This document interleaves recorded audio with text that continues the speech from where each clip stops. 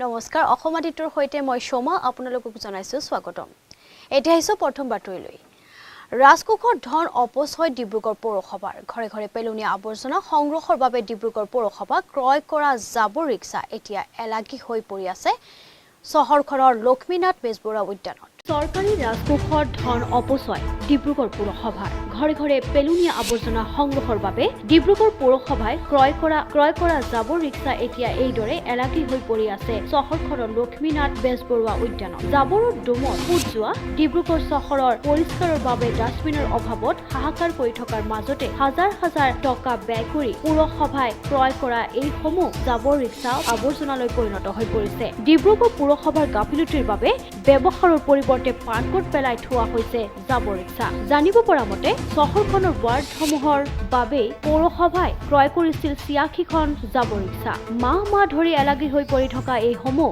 জাবৰ ৰিক্সাৰ সৰহভাগেই এতিয়া বিকল হৈ পৰিছে ইফালে লেকাইত স্থাপন কৰা জাবৰ নিষ্কাশন প্ৰকল্পত জাবৰৰ চাহিদা পূৰাবলৈ পেলনীয়া আৱৰ্জনা সংগ্ৰহৰ অভিযান চলাই থকাৰ মাজতে এনেদৰে জাবৰ ৰিক্সাৰ নামত ধন অপচয়ক লৈ চহৰখনৰ সচেতন লোকসকলৰ মাজত বিৰূপ প্ৰতিক্ৰিয়াৰ সৃষ্টি কৰিছে এই সংক্ৰান্তত উপযুক্ত তদন্তৰ দাবী জনাইছে সচেতন ৰাইজে এইটো কথা কি জানে আমি ডিব্ৰুগড়ৰ সচেতন নাগৰিক মই এক্স ৱাৰ্ড কমিশনাৰ আছিলোঁ কিন্তু আমাৰ টাইমত এইবিলাক হোৱা নাই কিন্তু এতিয়া মই যিটো দেখিছোঁ যেন আমাৰ শাক পাচলি বজাৰ যিকোনো বজাৰত দেখিছোঁ ঠেলা নাই লেবাৰকেইটা আহে লেবাৰকেইটাক যদি হয়তো কি হ'ল তহঁতি ঠেলা ক'ত ঠেলা নাই বোলে কিন্তু মই এই বস্তুটো দেখিছোঁ যে ঠেলা যে আমাৰ ইয়াত আছে এই ফুলবাগানত দেখিছোঁ একচেটিয়া ঠেলা কমচে কম বহুত ঠেলা তাত মানে এই ঠেলাবিলাক কিয় তাত পচাই আছে পচা মানে সব বেয়া হৈ গৈ আছে সেইবিলাকতো লৈ নহ'ব ডিব্ৰুগড় প্ৰতিটা ৱাৰ্ডৰ এতিয়া জাবৰৰ যিটো দুম সেই দুমেতো বৰবাদ কৰি দি আছে ৱাৰ্ডখিনি প্লাছ লগত আপুনি যিকোনো মাৰ্কেট দেখক মাৰ্কেটৰ গোটেইখন কিন্তু বৰবাদ হৈ গৈছে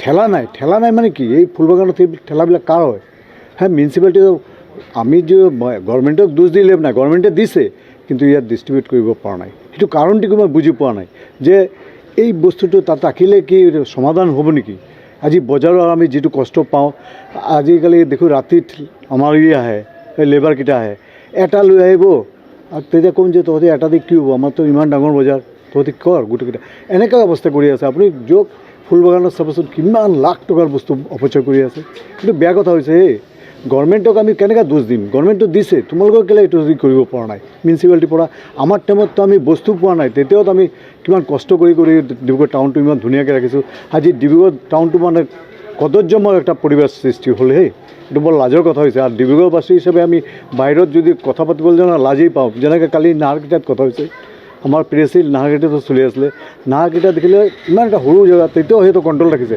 আমাৰ ডিব্ৰুগড়ত বস্তু থাকি কণ্ট্ৰল হোৱা নাই সেইটো কাৰণটো কি মিউনিচিপালিটি একো বুজিব পৰা নাই আপুনি এজন সচেতন নাগৰিক হিচাপে এই সন্দৰ্ভত কি বিচাৰিব আমি পৌৰ প্ৰশাসনৰ এতিয়া শুনিছোঁ মেডাম ভাল কিন্তু মই সেইদিনা মই তেখেতৰ লগত আমাৰ এই নেতাজী পাৰ্কত যে চাইল্ড পাৰ্কটো তাতে পৰিচয় হ'ল তেখেতক খুব লয় কিন্তু তাত ল'লে কি হ'ব তেখেতেতো কৈ দিয়ে কিন্তু ষ্টাফখিনি কেলৈ এইবিলাক হৈ আছে ষ্টাফৰ মেইন ঘটনা হ'ল তাৰ ইনচাৰ্জ কোনে আমাৰ টাইমত যেনেকৈ ইনচাৰ্জ আছিলে সুদীপ দা আছে ইছলাম দা আছিলে পোনাদাও আছিলে এতিয়াতো দেখিছোঁ মানে পোনাদাই যদি কয় এটা কিবা সিহঁতে কয় আৰু এটা পোনাদাক দোষ দি লাভ নাই তাৰ পোনাদাৰ নিচৰ স্তৰত যিখিনি আছে এটাও ভাল নহয় মই দেখিছোঁ আৰু লেবাৰখিনিতো ক'ত লেবাৰখিনিক যেতিয়া বস্তু নিদিব লেবাৰে কি কাম কৰিব আৰু লেবাৰক দোষ দি লাভ নাই এতিয়া মেইন হ'ল তাহাঁতে যে ইনচাৰ্জকেইটা সেইকেইটা কি কৰি আছে সেইটোৱে মেইন ঘটনা কিন্তু তাৰ বাহিৰে আৰু কোনো ঘটনাই নাই ডিব্ৰুগড় মিউনিচিপালিটি সঁচা কথাই মোৰ এতিয়া লাজ লাগে ডিব্ৰুগড় মিউনিচিপালিটি বুলি ক'লে নিজকে news desk report Assam Aditya এতিয়া আহিছোঁ দ্বিতীয় খবৰলৈ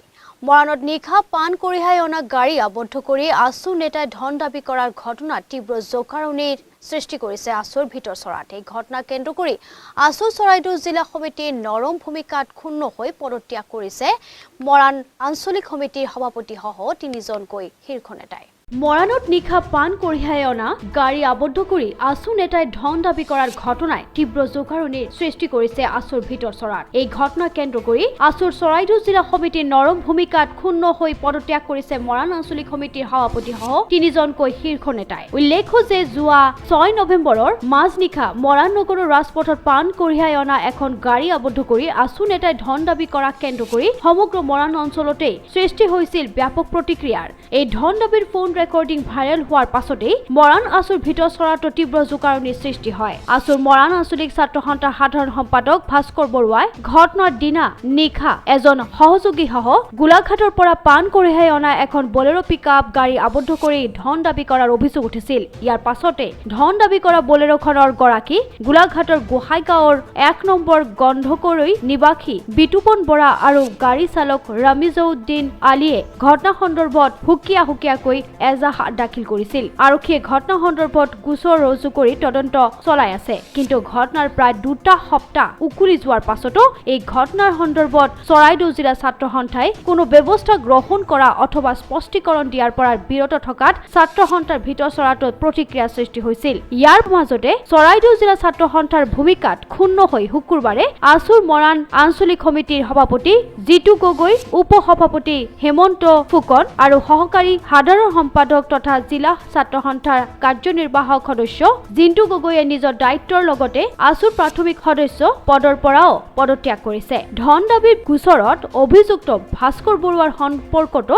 জিলা ছাত্ৰ সন্থাৰ নৰম স্থিতিত ক্ষুণ্ণ হৈ পদত্যাগ কৰা সভাপতিজনে সংবাদমেল অনুষ্ঠিত কৰি ক্ষোভ ব্যক্ত কৰে। আনহাতে পদত্যাগৰ পিছতে তৎপৰ হৈ পৰিছে চৰাইদেউ জিলা ছাত্ৰ সন্থা। শুকুৰবাৰে সন্ধিয়া মৰাণ আছুৰ কাৰ্যালয়ত এক সংবাদমেল অনুষ্ঠিত কৰি আছুৰ মৰাণ আঞ্চলিক সমিতিৰ উপদেষ্টা তথা চৰাইদেউ জিলা ছাত্ৰ সন্থাৰ সহকাৰী সাধাৰণ সম্পাদক অবিনাশ শৰ্মাই কয়, ভাস্কৰ বৰুৱাৰ বিৰুদ্ধে উঠা অভিযোগৰ সম্পৰ্কত যথোপযুক্ত ব্যৱস্থা গ্ৰহণ কৰা হৈছে। ভাস্কৰ বৰুৱাক 3 মাহৰ বাবে অব্যাহতি প্ৰদান কৰি এজন সহকাৰী সাধাৰণ সম্পাদকক মৰাণ আঞ্চলিক সমিতিৰ ভাৰপ্ৰাপ্ত সম্পাদকৰ দায়িত্ব অৰ্পণ কৰা হৈছে। তদুপৰি ধন দাবীত ঘটনাৰ তদন্তৰ বাবে ইতিমধ্যে চৰাইদেউ জিলা ছাত্ৰ সন্থাই 5জনীয়া এখন পৰ্যবেক্ষক সমিতি গঠন কৰি দিছে। মৰাণ আছুৰ সভাপতি জিতু গগৈ আৰু জিলা কাৰ্যনিৰ্বাহক সদস্য জিন্তু গগৈৰ পদত্যাগ দুৰ্ভাগ্যজনক উল্লেখ কৰি অবিনাশ শৰ্মাই কয় যে পদত্যাগৰ পাছত দুয়োজন বিষয়ববীয়াই অনা অভিযোগ ভিত্তিহীন। মৰাণ আঞ্চলিক ছাত্ৰ সন্থাৰ সভাপতি, গতিকে যোৱা 2020 চনৰ 9 অক্টোবৰ তাৰিখে যি গছপুৰীয়াত সাধাৰণ অধিৱেশন হৈছিল, এই অধিৱেশনত মই সভাপতি ৰূপে মৰাণ আঞ্চলিক ছাত্ৰ সন্থাৰ কাৰ্যনিৰ্বাহক কৰি আহিছিলোঁ। আৰু তাৰ লগে লগে মই এইখন মৰাণ আঞ্চলিক ছাত্ৰ সন্থাত প্ৰায় 10 বছৰ দিন, আজিৰ পৰা 10 বছৰ দিন মই বিভিন্ন পৰ্যায়ৰ প্ৰাথমিক গোটৰ পৰা আৰম্ভ কৰি মই আঞ্চলিকৰ বিভিন্ন বিষয়াৰ দায়িত্বত আছোঁ, বিষয়ববীয়াৰ দায়িত্বত আছিলোঁ। গতিকে মই শেহতীয়াকৈ সভাপতি হিচাপে কাৰ্যনিৰ্বাহক কৰি আছিলোঁ। কিন্তু আজি এই সভাপতি পদৰ পৰা মই জিতু গগৈ আজি 19 তাৰিখ কাৰ্যকৰী হোৱাকৈ মই আজি পদত্যাগ কৰিছোঁ। গতিকে এই পদত্যাগ কৰাৰ মূল কাৰণ হ'ল আমাৰ যি শেহতীয়াকৈ আমাৰ মৰাণ আঞ্চলিক ছাত্ৰ সন্থাৰ যি সাধাৰণ সম্পাদক ভাস্কৰ বৰুৱাৰ ওপৰত এটা যি অভিযোগ আহিছিল, সেই অভিযোগ আমি সত্য প্ৰমাণিত হৈছে। গতিকে সেই অভিযোগটো আহিছিল যদিও কিন্তু আজি পৰ্যন্ত 5 তাৰিখৰ পৰা আজি পৰ্যন্ত কোনো ধৰণৰ আমাক উচিত এটা সিদ্ধান্ত নিদিলে। গতিকে আমি জিলা ছাত্ৰ সন্থাই আমাক এটা সিদ্ধান্ত দিছিল যদিও সেই সিদ্ধান্তক আমি সন্তোষজনক আমি সিদ্ধান্ত পোৱা নাই, উচিত এটা সিদ্ধান্ত পোৱা নাই বুলি আমি ভাবিছোঁ। আৰু মৰাণৰ পৰা জিতু চাংমাই ৰিপৰ্ট, অসম আদিত্য। নাৰায়ণপুৰৰ ঢলপুৰত ভয়ংকৰ পথ দুৰ্ঘটনা, চাইকেল আৰোহীক মহতিয়াই যাত্ৰীবাহী আল্ট্ৰা বাছ সোমাল খালত। থিতাতে নিহত ব্যক্তিজনৰ ঘৰ ঢলপুৰ ৰজাবাৰীত।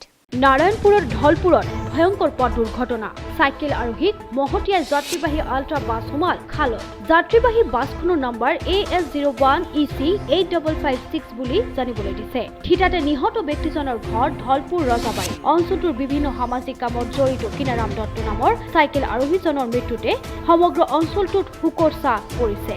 বৰ্তমান বাছখনত থকা কোনো যাত্ৰী হতাহত হোৱা নাই বুলি জানিব পৰা গৈছে। ঢলপুৰ আৰক্ষী ইতিমধ্যে ঘটনাস্থলীত উপস্থিত হৈছে। আবেলি 3টামান বজাত গুৱাহাটীৰ পৰা ধেমাজি অভিমুখে গৈ থকা চুপাৰ এখন, নম্বৰটো আছিলে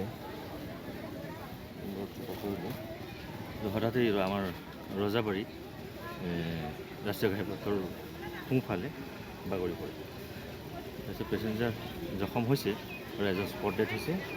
তেওঁৰ নাম হ'ল এইটো কিনাৰাম দত্ত 45 আৰু গেটালেট চিৰঞ্জী দত্ত ৰজাবাৰী। তেওঁ কি বাছৰ পেছেঞ্জাৰ আছে। আছিলে? এতিয়া বাছৰ গাড়ীৰ কৰ্মচাৰী পোৱা নাই এতিয়াও, হয়তো ক'ৰবাত আছে। বাকী নথি পত্ৰ চাইহে ক'ব পৰা। নিহত হোৱাজন বাছৰ পেছেঞ্জাৰ আছিলে? পেছেঞ্জাৰ আছে। নাৰায়ণপুৰৰ পৰা জয়ন্ত কুমাৰ হাজৰিকা ৰিপৰ্ট, অসম আদিত্য। উজনি ৰোগীসকলৰ বাবে সুখবৰ কঢ়িয়াইছে ডিব্ৰুগড়ৰ মাৰোৱাৰী আৰোগ্য ভৱন চিকিৎসালয়। যকৃত সংৰোপণ, মগজুৰ জটিল অস্ত্ৰোপচাৰ, গেষ্ট্ৰ ৰোগৰ চিকিৎসা এতিয়া সহজসাধ্য হৈ উঠিব।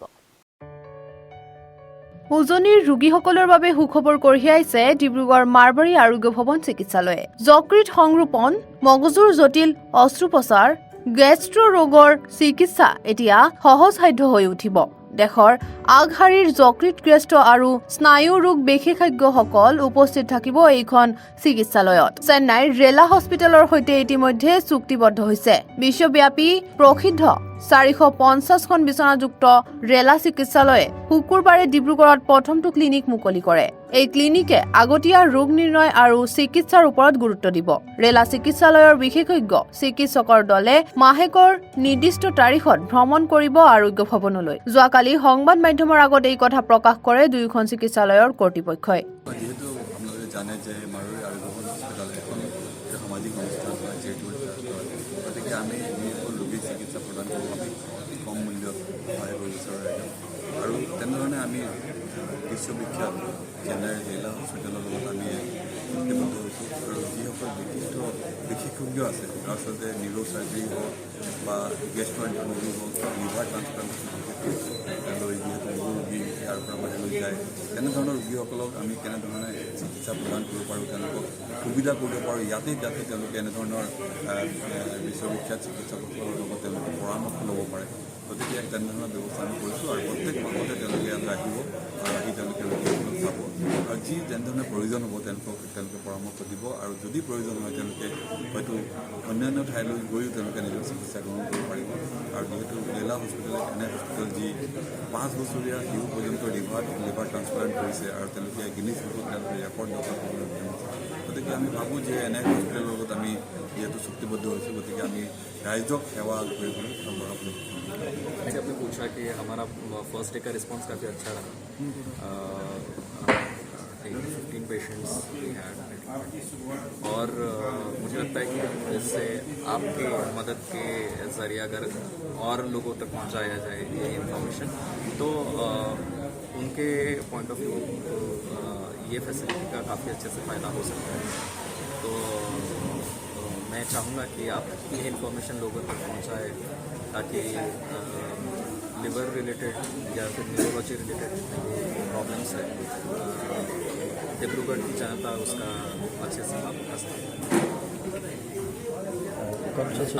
हर एक जैसे फारूक ने बोला कि हर एक महीने के तीसरे सप्ताह में हम रखने की कोशिश करेंगे और उससे फिक्स दिन हमारे सेक्रेटरी भी होगा जिसको आप एक्सेस कर सकते हो और उसके थ्रू अपॉइंटमेंट बुक करेंगे। अपॉइंटमेंट के हिसाब से अगर जैसे हमने बताया कि मैक्सिमम हम लोग कोशिश करेंगे कि जो भी डिजीज़ेस है जिनको आप यहीं पे ट्रीट कर सकते हो, जिसको सिर्फ डायग्नोसिस की आवश्यकता है वो यहीं पे हम लोग ट्रीट करने की कोशिश करेंगे। बट जो यहाँ पे ट्रीट नहीं हो सकते ऐसे कुछ शल्य चिकित्सा है जो हर जगह पे नहीं पॉसिबल है, उसको हम लोग चाहेंगे कि चेन्नई में आके ऑपरेट करें। Thank you. अभी तक हमने 2 ही विभागों के लिए सोचा है, एक तो liver related gastro and liver neurology, but may be near future में यूरोलॉजी नेफ्रोलॉजी के एडवांस एंड जो प्रोसीजर्स है वो भी हम लोग इंट्रोड्यूस करने की कोशिश करेंगे कि आपके पास यहाँ डिब्रूगढ़ में ऑलरेडी कुछ बेसलाइन स्पेशलिटीज़ है, बट उससे अलग अगर हायर एंड की और इंट्रोड्यूस होकर आपको उससे फायदा हो सकता है। रेला हॉस्पिटल चूँकि लिवर ट्रांसप्लांट के लिए जाना जाता है और ये कॉस्टली एक अफेयर होता है लिवर ट्रांसप्लांट। इधर से नॉर्थ ईस्ट से जो पेशेंट होंगे क्योंकि आप एक एसोसिएट हुए हैं एक चैरिटेबल ऑर्गेनाइजेशन, तो क्या आप चाहेंगे किस तरह से आप उनको सुविधा प्रदान करेंगे? मोस्टली हमने अब तक जैसे देखा है नॉर्थ जितने पेशेंट्स आते हैं उनके एक पर्टिकुलर टाइप ऑफ डिसीजेस जो स्पेशली नॉर्थ ईस्ट से में ही हम लोग देखते हैं लिवर रिलेटेड डिसीजेस। तो हमारा हमेशा से इंटरेस्ट रहा है कि वो डिसीजेस के प्रति उनमें अवेयरनेस हो और उनका ट्रीटमेंट के लिए हम लोग सारी सुविधाएं उपलब्ध करा सकें। दूसरी चीज़ इनका सेकंड प्रॉब्लम होता है कि economically affordability. News desk report Assam Aditya. ভাৰতীয় জনতা পাৰ্টিৰ অসম প্ৰদেশৰ ৰাষ্ট্ৰীয় স্বয়ংসেৱক অভিযানৰ অংশস্বৰূপে ৰাজ্যৰ অন্যান্য প্ৰান্তৰ লগতে ডিব্ৰুগড়তো স্বাস্থ্য স্বয়ংসেৱকসকলৰ সভা অনুষ্ঠিত হয়। ডিব্ৰুগড়ৰ আমলাপট্টি নাট্য মন্দিৰ সভাগৃহত অনুষ্ঠিত সভাত ৰাজ্যসভাৰ সাংসদ কামাখ্যা প্ৰসাদ দাসাই মুখ্য অতিথি হিচাপে অংশগ্ৰহণ কৰে। ভাৰতীয় জনতা পাৰ্টিৰ অসম প্ৰদেশৰ ৰাষ্ট্ৰীয় স্বয়ংসেৱক অভিযানৰ অংশস্বৰূপে ৰাজ্যৰ অন্যান্য প্ৰান্তৰ লগতে ডিব্ৰুগড়তো স্বাস্থ্য স্বয়ংসেৱকসকলৰ সভা অনুষ্ঠিত হয়। ডিব্ৰুগড়ৰ আমলাপট্টি নাট্য মন্দিৰ সভাগৃহত অনুষ্ঠিত সভাত ৰাজ্যসভাৰ সাংসদ কামাখ্যা প্ৰসাদ দাসাই মুখ্য অতিথি হিচাপে অংশগ্ৰহণ কৰে। ডিব্ৰুগড় জিলা সভাপতি জগদীশ ৰাজকোঁৱৰৰ সভাপতিত্বত অনুষ্ঠিত সভাখনিত উজনিৰ 9খন সাংগঠনিক জিলাৰ শতাধিক কৰ্মকৰ্তাই অংশগ্ৰহণ কৰে। কৰোনা ভাইৰাছে ভয়ংকৰ ৰূপ ধাৰণ কৰাৰ সময়ত নৰেন্দ্ৰ মোদী চৰকাৰে খৰতকীয়াভাৱে প্ৰদান কৰা ভেকচিনে বিশ্বত অভিলেখ সৃষ্টি কৰিছে। অসমতো হিমন্ত বিশ্ব শৰ্মা চৰকাৰে ৰাজ্যত ভেকচিন প্ৰদানৰ অভিলেখ ৰচিছে যদিও এতিয়াও বহু লোকে লোৱা নাই ভেকচিন। গতিকে বিজেপিৰ স্বাস্থ্য স্বয়ংসেৱকসকলক এই ক্ষেত্ৰত বিশেষভাৱে গুৰুত্ব আৰোপ কৰি সকলোকে ভেকচিনৰ কাম ক্ষিপ্ৰতাৰে সম্পন্ন কৰিবলৈ আহ্বান জনায়। ভাৰতীয় জনতা পাৰ্টিৰ নেতৃত্বাধীন চৰকাৰখনে মাননীয় প্ৰধানমন্ত্ৰী ডাঙৰীয়াৰ নেতৃত্বত গোটেই ভাৰতবৰ্ষত এটা কোভিডৰ সময়ত সাংঘাতিক সেৱা আগবঢ়াইছে। আপোনালোকে জানে চৰকাৰৰ নিজৰ দায়িত্ব পালন কৰাৰ উপৰিও সামাজিক দায়িত্ব পালন কৰিবৰ কাৰণে তেখেতসকলে আহ্বান জনাইছে। আমাৰ প্ৰধানমন্ত্ৰী ডাঙৰীয়াৰ নিৰ্দেশ অনুসৰি সেই সময়ত আমি বিভিন্ন ধৰণৰ অসুবিধা থকা মানুহখিনিক সেৱা আগবঢ়াইছোঁ আৰু নিজেও অকল আমাৰ ভাৰতীয় জনতা পাৰ্টি বুলিয়ে নহয় সকলো মানুহে সেই সময়ত সেৱা আগবঢ়াইছে যিসকলে কেপেবল। আজিৰ তাৰিখত আমি স্বাস্থ্য স্বয়ংসেৱক যিবিলাক আছে ভলণ্টিয়াৰ হেল্থ ভলণ্টিয়াৰ তেখেতসকলক উৎসাহিত কৰিবৰ কাৰণে আমাৰ পুৰন্দশ্ৰী বাইদেউ জেনেৰেল ছেক্ৰেটাৰী ভাৰতীয় জনতা পাৰ্টি তেখেতে ভাৰ্চুৱেল মিটিঙত অংশগ্ৰহণ কৰিছিল আৰু যিসকলে সমাজৰ নিম্ন স্তৰত গৈ পেলাই জনসাধাৰণক সেৱা আগবঢ়াইছিল, সচেতনতা আনি দিছিল আৰু ভেকচিন ল'বৰ কাৰণে আহ্বান জনাইছিল, বিভিন্ন ধৰণৰ ক'ভিড ৰিলেটেড কামবিলাক কৰিছিল, তেখেতসকলক লৈ আমি এখন সভা কৰিছোঁ। আৰু এই সভাত আমাৰ ৰাজ্যিক সভাপতি মাননীয় ভৱেশ কলিতা ডাঙৰীয়াৰ বক্তব্য ৰাখিছে। এনেকৈ 6 জেগাত অনুষ্ঠান অনুষ্ঠিত হৈছে আৰু যিসকলে সমাজৰ সৈতে জড়িত আছে তেওঁলোক সেইসকল ব্যক্তিক আমি ইয়াত মাতি তেখেতসকলক আমি আনুষ্ঠানিকভাৱে আৰু পৰৱৰ্তী সময়ত যাতে কোনো মানুহ থাকি নাযায় ছেকেণ্ড ড'জ ভেকচিন লয় তাৰ কাৰণে আহ্বান জনাইছোঁ। News desk report Assam Aditya. এতিয়া আহিছোঁ শেষৰ খবৰলৈ। সদৌ টাই অসম যুৱ পৰিষদ চমুকৈ টাইপাৰ কেন্দ্ৰীয় সমিতিৰ সৌজন্যত আৰু মৰাণ মহকুমা সমিতিৰ উদ্যোগত অহা 1 আৰু 2 ডিচেম্বৰত মৰাণত কেন্দ্ৰীয়ভাৱে উদযাপন কৰা হ'ব চুকাফা দিৱস। সদৌ টাই অসম যুৱ পৰিষদ চমুকৈ টাইপাৰ কেন্দ্ৰীয় সমিতিৰ সৌজন্যত আৰু মৰাণ মহকুমা সমিতিৰ উদ্যোগত অহা 1 আৰু 2 ডিচেম্বৰত মৰাণত কেন্দ্ৰীয়ভাৱে উদযাপন কৰা হ'ব চুকাফা দিৱস। মৰাণৰ তিলৈনগৰ গ্ৰাম্য বজাৰ প্ৰাংগণত অনুষ্ঠিত হ'বলগীয়া চুকাফা দিৱসৰ যোৱাকালি লাইখুঁটা স্থাপন কৰা হয়। কাৰ্যসূচীত মৰাণ সমষ্টিৰ বিধায়ক চক্ৰধৰ গগৈ, থাওৰা সমষ্টিৰ নৱনিৰ্বাচিত বিধায়ক সুশান্ত বৰগোহাঁই, টাইপাৰ কেন্দ্ৰীয় সমিতিৰ সভাপতি বিজয় ৰাজকোঁৱৰ, সম্পাদক ৰুদ্ৰসাগৰ বুঢ়াগোহাঁইকে আদি কৰি মহকুমা আৰু আঞ্চলিক সমিতিৰ বহু সংখ্যক বিষয়ববীয়া উপস্থিত থাকে। চুকাফা দিৱসৰ লগত সংগতি ৰাখি পূৰ্বৰ দৰে সদৌ অসম ভিত্তিত দেশশ্ৰী প্ৰতিযোগিতা মিষ্টাৰ চুপাটফা আৰু মিষ্টাৰ মৰাণ অনুষ্ঠিত হ'ব। ইয়াৰ লগতে বাণিজ্য আৰু জনগোষ্ঠীয় মেলা অনুষ্ঠিত হ'ব। লাইখুঁটা স্থাপন অনুষ্ঠানত অংশগ্ৰহণ কৰি বিধায়কদ্বয়ে অনুষ্ঠানটি সুচাৰুৰূপে অনুষ্ঠিত কৰাৰ গুৰুত্ব প্ৰদান কৰাৰ লগতে ৰাইজৰ পূৰ্ণ সহযোগিতা কামনা কৰিছে। টাই অসম যুৱ পৰিষদৰ মৰাণ মহকুমা সমিতিৰ উদ্যোগত 7ম বাৰ্ষিক চাউলুং চুকাফা দিৱসৰ আজি লাইখুঁটা স্থাপন কৰা হৈছে। লাইখুঁটাৰ স্থলীত আজি মৰাণ সমষ্টিৰ সন্মানীয় বিধায়ক চক্ৰধৰ গগৈ ডাঙৰীয়া আৰু থাৰুৱা বিধানসভা সমষ্টিৰ সন্মানীয় বিধায়ক সুশান্ত বৰগোহাঁই ডাঙৰীয়া উপস্থিত থাকে আৰু মৰাণৰ বিভিন্ন জাতীয় জনগোষ্ঠীয় সংগঠনৰ নেতৃবৃন্দ সভাত আজি উপস্থিত আছে। এক খুব সুন্দৰ পৰিৱেশত আজি আমাৰ লাইখুঁটা স্থাপন কৰা হ'ল। আমাৰ যি দুদিনীয়া 1 আৰু 2 ডিচেম্বৰ যি দুদিনীয়া কাৰ্যসূচী চাউলুং চুকাফা দিৱস অনুষ্ঠিত হ'ব তাৰ আমাৰ কাম কাজ আজি দ্ৰুতগতিত পৰিচালিত হ'ব আৰু ইতিমধ্যে আমাৰ উদযাপন সমিতিয়ে আমাৰ তাৰ বাবে যিখিনি যাৱতীয় কাম কাজ অৰ্থ সংগ্ৰহৰ পৰা আৰম্ভ কৰি অতিথি আপ্যায়নৰ পৰা আৰম্ভ কৰি যি আমাৰ যাৱতীয় কাম কাজ আছে সকলোবিলাক সম্পূৰ্ণ কৰি তুলিছে। প্ৰথম দিনা আমাৰ বিভিন্ন পুৱা পতাকা উত্তোলনৰ পিছতে বিভিন্ন কাৰ্যসূচীৰ পিছত সন্ধিয়ালৈ আমাৰ মিষ্টাৰ মৰাণ আমাৰ যিখন বডি বিল্ডিং খেল অনুষ্ঠিত হয় সেইখন অনুষ্ঠিত হ'ব আৰু সেই বডি বিল্ডিং খেলৰ পিছতে আমাৰ অসমৰ ভালেকেইজন বিশিষ্ট শিল্পীয়ে তাত গীত পৰিৱেশন কৰিব আৰু দ্বিতীয় দিনা আমাৰ এটা বাৰেৰহণীয়া সাংস্কৃতিক শোভাযাত্ৰা হ'ব আৰু সেইদিনা এখন আমাৰ মুকলি সভা অনুষ্ঠিত হ'ব আৰু সেই মুকলি সভালৈ অসমৰ বিভিন্ন জাতীয় জনগোষ্ঠীয় সংগঠনৰ নেতৃবৃন্দক নিমন্ত্ৰণ জনোৱাৰ লগতে অসমৰ সন্মানীয় মুখ্যমন্ত্ৰী ডক্টৰ হিমন্ত বিশ্ব শৰ্মা ডাঙৰীয়াকো আমি তালৈ নিমন্ত্ৰণ জনাইছোঁ তেখেতে অংশগ্ৰহণ কৰাৰ কথা কৈছে মৰণৰ পৰা জিতু চাংমাই ৰিপৰ্ট অসম আদিত্য আজিৰ বাতৰি ইমানতে পৰৱৰ্তী বাতৰিৰ বাবে চাই থাকক অসম আদিত্য নমস্কাৰ